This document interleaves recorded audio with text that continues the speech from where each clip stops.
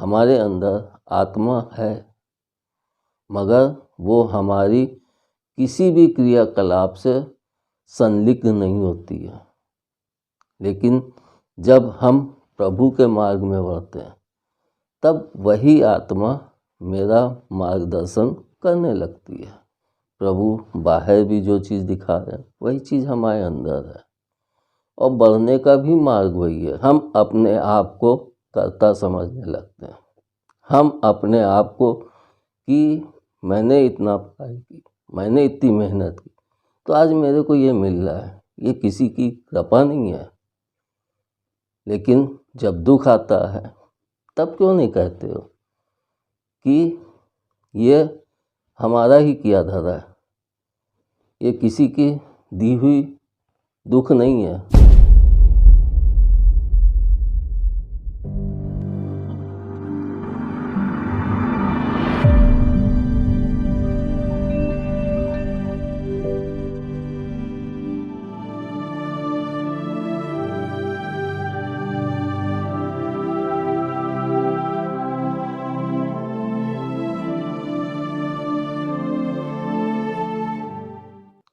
जय बोले जय माता की। जय बोले जय माता की। मैंने आपसे 3 मंत्रों की चर्चा की थी, जिसमें से आपको चुनाव करना था। पहला मंत्र था ओम क्लीं नमः, जिसे मैंने कहा था कि जब हमारा बाल अवस्था होती है उस समय हमें माँ का साथ अति आवश्यक होता है। इसलिए पहला मंत्र माँ के उससे था।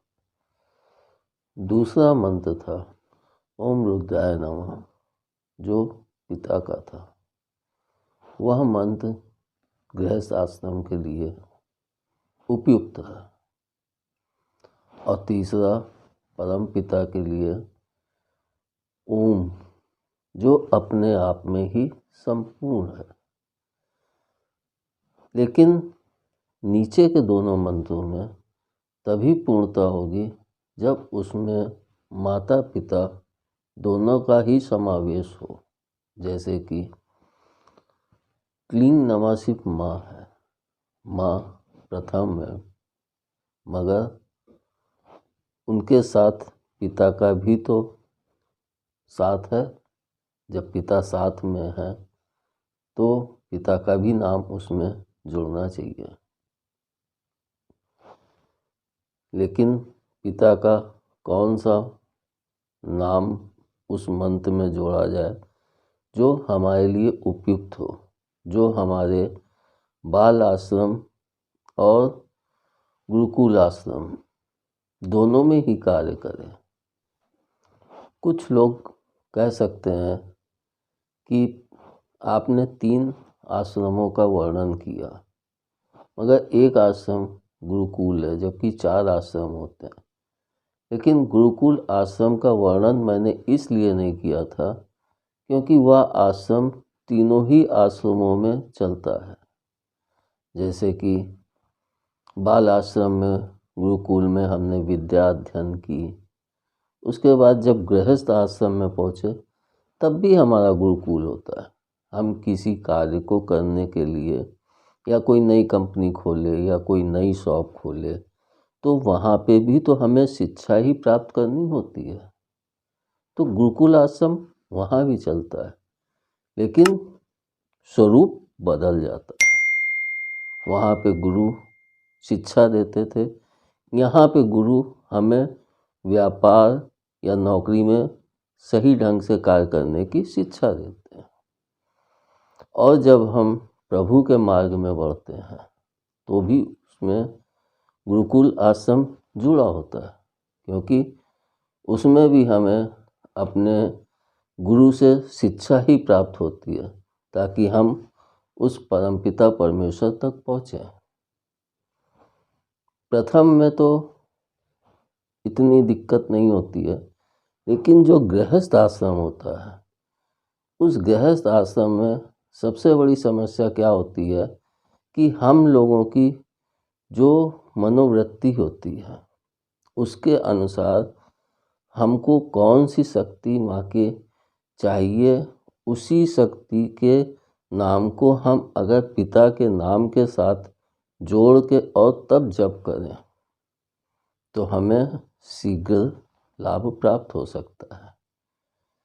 जैसे कि हम व्यापार में हमें शक्ति चाहिए, क्योंकि हमको शक्ति की आवश्यकता है ताकि हम व्यापार या नौकरी में सफल हों, तो उसके लिए हमें माँ की शक्ति की आवश्यकता होती है।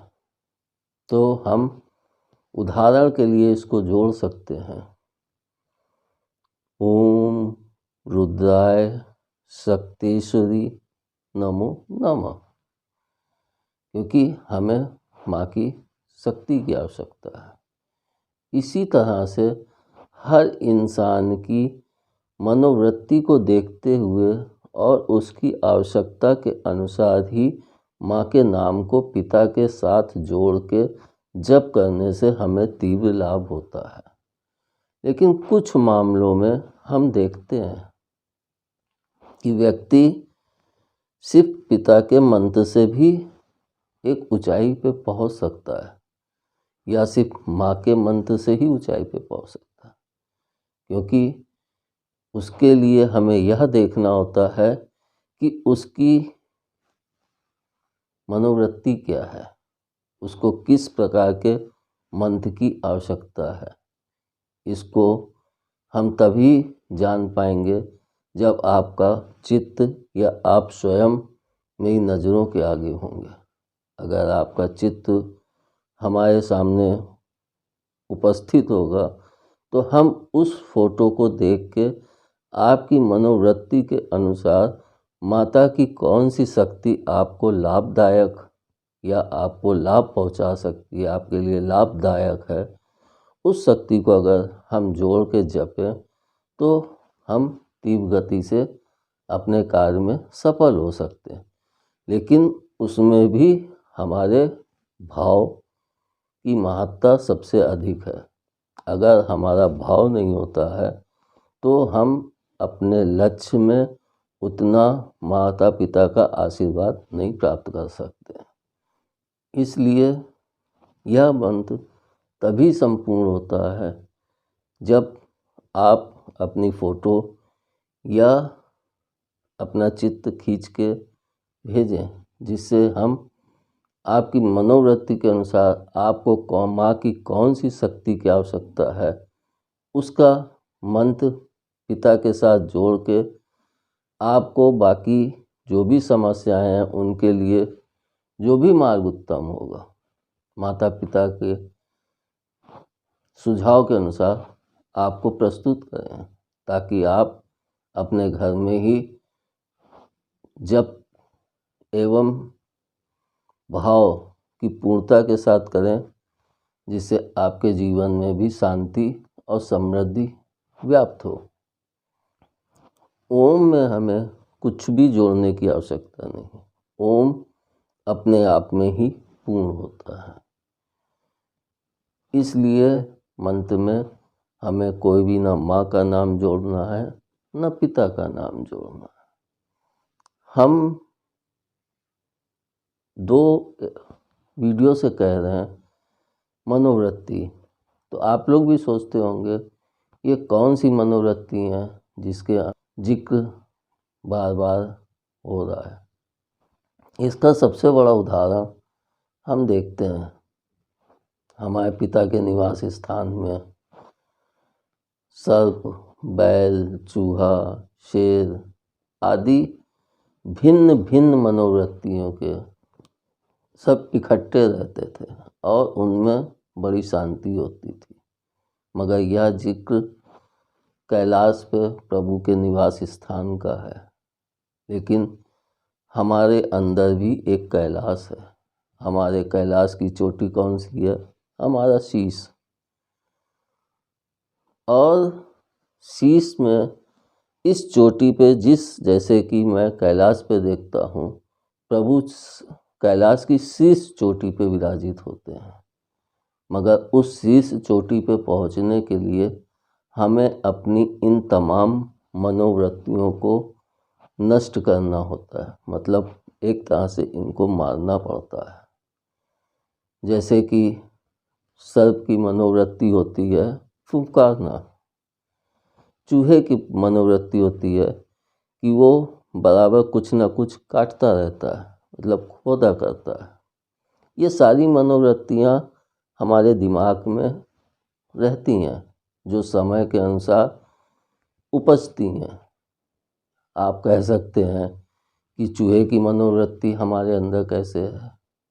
हम लोग काफ़ी लोगों को देखते हैं कि वो कभी न कभी किसी न किसी की जड़ खोदने में बराबर लगे रहते हैं, तो उनके अंदर चूहे वाली मनोवृत्ति विराजित है नहीं।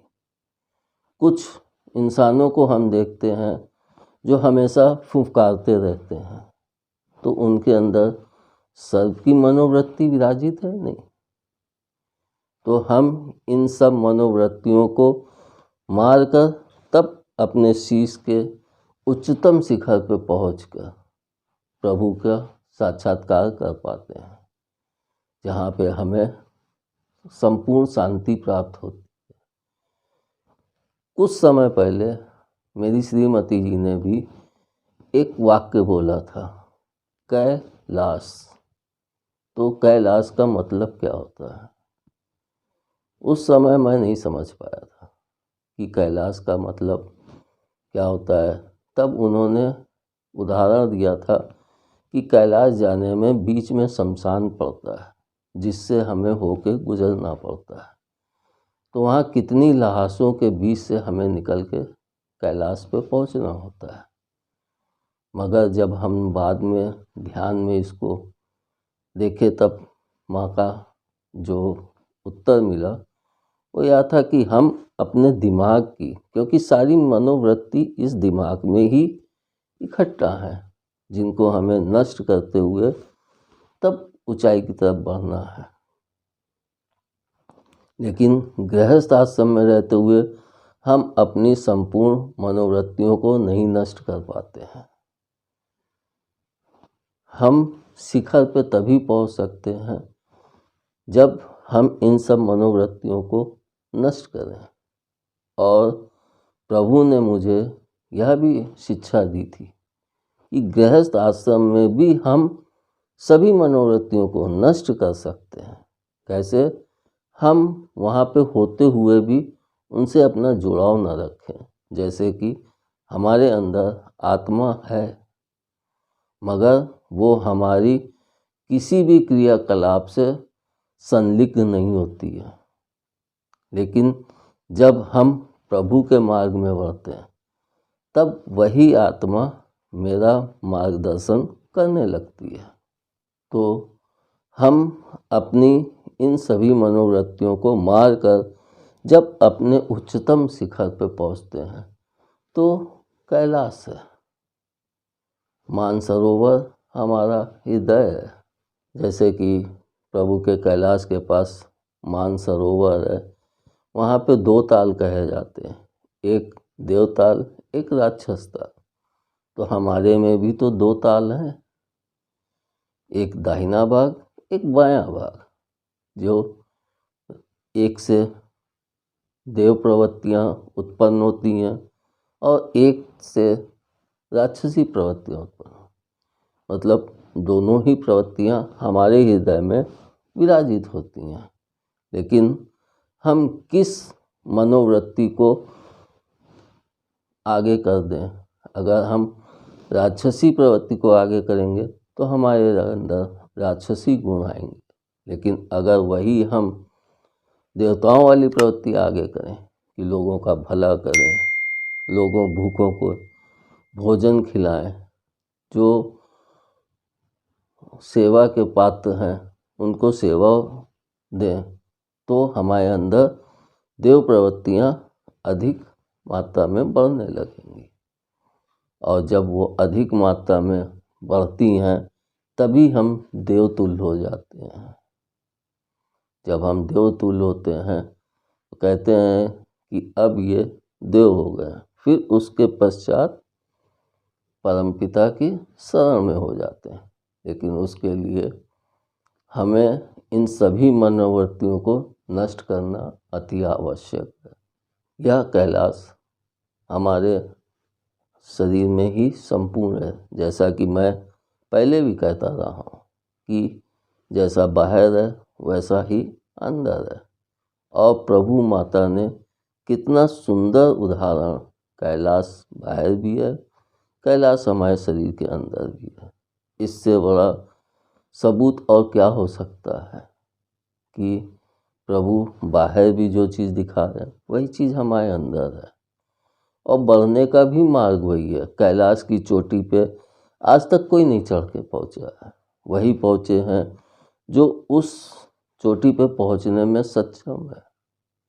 उसी तरह से यहाँ पे भी हम अपने अंदर के कैलाश की चोटी पे भी सभी नहीं पहुँच पाते हैं। वही पहुँच पाते हैं जो अपनी इन सभी प्रवृत्तियों को नष्ट करके और प्रभु के संपर्क में पहुँच गए। तो कैलाश का मतलब हम प्रभु के उच्चतम या अपने अंदर ध्यान के मार्ग से सबसे उच्चतम शिखर पर पहुँचे, जहाँ पे हमें अपना एहसास नहीं होता, इतना खुशी, इतना आनंद होता है कि हम उसमें सब कुछ भूल जाते हैं। हमारी सारी मनोवृत्तियाँ नष्ट हो जाती हैं। हम प्रभु के उस सुंदर एहसास को अनुभव करते करते उसी में खो जाते हैं। तो हमें कुछ भी ध्यान नहीं रहता है। और जब हमें कुछ ध्यान नहीं रहता है तो हम उस आनंद का रसपान करते रहते हैं। और जब उस आनंद का हम रसपान करते हैं तो हमारी तृप्ति नहीं होती। ऐसा लगता है जैसे ही वह दृश्य हमारे सामने से हटा, अरे ये क्या, इतना बढ़िया सुंदर दृश्य, मैं उसमें मंत्रमुग्ध था, लेकिन वह हटते ही मैं विचलित हो जाता हूँ। इसलिए हमको अपने इन मनोवृत्तियों को धीरे धीरे नष्ट करते हुए प्रभु की तरफ बढ़ना चाहिए। लेकिन यह तभी संभव है जब हम गृहस्थ आश्रम से निकल के वानप्रस्थ आश्रम पे चलें। वानप्रस्थ आश्रम का मतलब है कि हम घर गृहस्थी से धीरे धीरे आगे बढ़ें। भले हम उसमें रहें, लेकिन उनका प्रभाव हमारे मस्तिष्क पे नहीं पड़ना चाहिए। जब उनका प्रभाव हमारे मस्तिष्क पे नहीं होगा तो हम गृहस्थी में रहते हुए भी गृहस्थी में नहीं होते। सब कार्यों को करते हुए भी हमको कर्ता का एहसास नहीं होता है। जब हमें कर्ता का एहसास नहीं होता है तभी हम प्रभु के पास पहुंचने में सफल हो सकते हैं। क्योंकि सबसे बड़ा हमारी रुकावट का पत्थर यही होता है कि हम अपने आप को कर्ता समझने लगते हैं। हम अपने आप को कि मैंने इतना पढ़ाई की, मैंने इतनी मेहनत की, तो आज मेरे को ये मिल रहा है, ये किसी की कृपा नहीं है। लेकिन जब दुख आता है तब क्यों नहीं कहते हो कि ये हमारा ही किया धरा है, ये किसी की दी हुई दुख नहीं है। लेकिन तब हम रोते हैं, विचलित होते हैं और क्या कहते हैं, हमने तो ऐसा किया ही नहीं, हम तो सबका भला करते थे, फिर भी प्रभु ने ऐसा क्यों किया, फिर माँ ने हमें क्यों सजा दी। लेकिन हम कभी भी अपनी गलती को स्वीकार नहीं कर पाते हैं, क्योंकि हम अपना निर्णय स्वयं नहीं ले सकते। इसी कारण इस संसार में भी कोई अलग व्यक्ति बैठ के ही जजमेंट कर सकता है।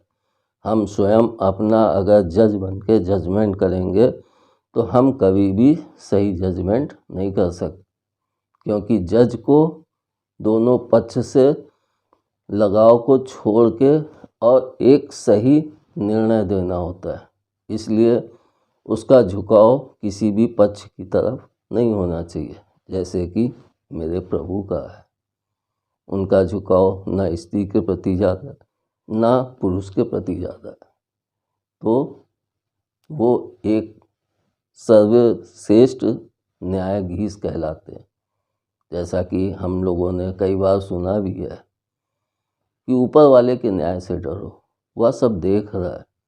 तो सबसे बड़ा न्यायाधीश परमपिता परमेश्वर माता परमेश्वरी है। धन्यवाद। जय बोले, जय माता। जय बोले, जय माता की।